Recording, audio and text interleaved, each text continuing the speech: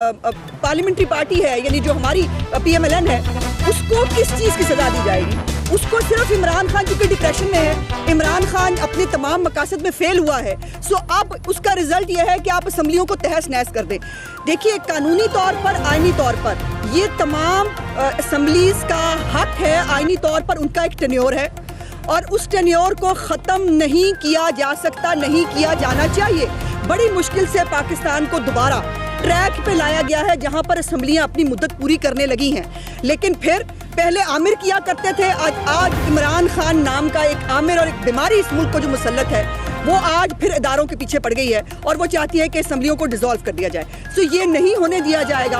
हम हर तरह हर महाज पर इसका मुकाबला करेंगे क्योंकि ये जो जहां पर असम्बली बराबर है दोनों पार्टियों के बीच में, वहां पर एक पार्टी इस तरह से फैसला नहीं कर सकती और फिर परवेज इलाही जिनके पता नहीं क्या मुफादात हैं, जो पता नहीं किस गलत फहमी का शिकार है, शायद अगले आने वाली इलेक्शन में उनका क्या अंजाम होगा, वो शायद उसके चक्कर में जो है वो पंजाब असम्बली की बलि चढ़ाना चाहते हैं। तो आई एम सॉरी परवेज इलाही साहब, मैं आज बड़ी माजरत के साथ और बड़े दस्तबदस्ता अपनी आला अदलिया से जो है वो चंद गुजारिशात करना चाहती हूँ। माय लॉर्ड, आज अगर रिव्यू पिटीशन पेंडिंग है हमजा शहबाज शरीफ का पिछले 6 महीने से, तो वो आज अटैच्ड है इस असम्बली की रिजोल्यूशन की धमकी के साथ। अगर आज वो रिव्यू का फैसला हो जाए तो फिर परवेज इलाही जो अगर इमरान खान के अगर दबाव के ऊपर ये गैर कानूनी काम करना चाहता है वो नहीं कर पाएगा, उसको नहीं करना चाहिए क्योंकि वो इल्लेजिटिमेट, हमारे मुताबिक वो एक गैर कानूनी और एक इल्लेजिटिमेट वजीर आला है। दूसरी बात माय लॉर्ड, मेरी ये भी गुजारिश है आपसे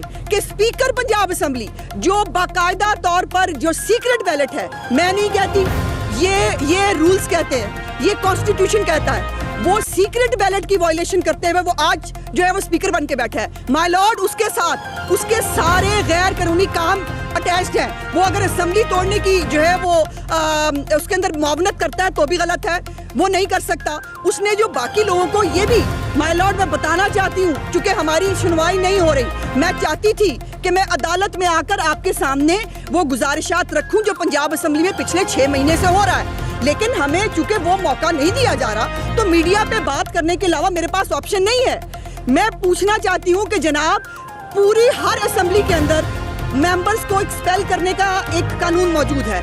आज तक 75 साल की जितनी पार्लिमानी तारीख है उसमें कभी इस कानून का इस तरह और इस बेईमाना तरीके से इस्तेमाल नहीं हुआ जो पंजाब असम्बली में 6 महीनों के अंदर हुआ है। जिस दिन हमें एक्सपेल किया गया, हमें कहा गया जी सीटियां लेके आए थे, सीटियां तो आपने सिखाई हमें।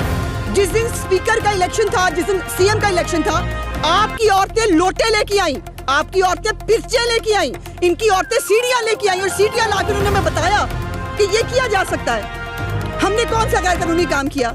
मुझे ये बताइए कि आज तक वो खवातीन और वो मर्द हजरात जिन्होंने पुलिस वालों को मारा, जिन्होंने डिप्टी स्पीकर जो साबिक है उनके बाल नोचे, उनको किसी ने पूछा? इसको कहते हैं गैर कानूनी काम, इसको कहते हैं गैर आईनी काम, वो हुए? किसी ने नहीं पूछा। और अब जो तमाशा बनाया गया है कि कानून के अंदर उसी दिन बाय द वे KPK की असेंबली के अंदर भी एक प्रोटेस्ट हुआ बिल्कुल हमारी तरह का, उन्होंने भी प्ले कार्ड उठाए हुए थे, वो भी नारे लगा रहे थे, वहां पर आज तक ये इस तरह से ये रूल इस्तेमाल नहीं हुआ। नेशनल असेंबली के अंदर बड़े बड़े मामलात होते हैं, वहां कभी ऐसे रूल इस्तेमाल नहीं हुआ। पंजाब असेंबली क्या किसी की जागीर है? पंजाब असेंबली क्या गुजरात की असेंबली है? आपने वहां गुंडे भर्ती कर लिए, इसका मतलब ये है कि आप उसको गुंडों की तरह चलाएंगे? आई एम सॉरी, ऐसा नहीं हो सकता, ये नहीं होगा। और आपने पहले 15 सिटिंग्स की जिक्र ही नहीं है कानून के अंदर, 15 दिनों का जिक्र है और 15 दिन बहुत दिन पहले जो है वो पूरे हो चुके हैं। सो हम आपसे गुजारिश करते हैं, आला अदलिया से हमारी गुजारिश है कि आपने कानून के तहफ़्फ़ुज़ की, आइन के तहफ़्फ़ुज़ की कसम खाई है। लाहौर में मुस्लिम लीग नून के रहनुमा मीडिया से गुफ्तगू कर रहे हैं।